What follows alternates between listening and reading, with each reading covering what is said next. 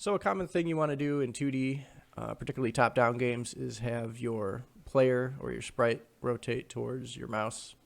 So I'm going to quickly show you how to achieve that effect. Okay, so we have our scene over here. We have our sprite in the middle of it, and I've attached our LookAtMouse script to it, and we'll take a look at what that script looks like.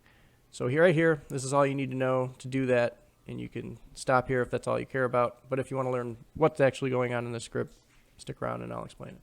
Okay, so in our fixed update, first thing we're doing is getting the mouse position, and we're translating it from screen coordinates to world coordinates. Then we're getting a direction vector from the mouse to our Gameobject.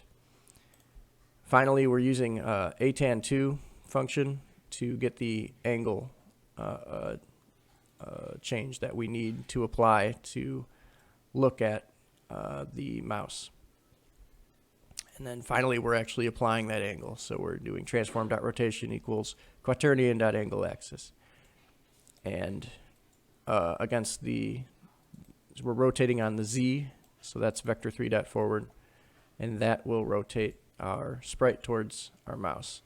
Now, one thing to note real quick is that what this is doing is rotating the x-axis so that it's pointing, it's rotating the z-axis so that the x-axis is pointing towards the mouse. In our case, or what I have here, my sprite is facing downwards natively and not to the right. So I have added an offset here of 90 degrees so that it will add 90 degrees to whatever the rotation is needed, and so my little man will face my mouse. And it's just as easy as that. Thanks. Like this video if you feel so inclined, and if not, that's cool too. Bye-bye.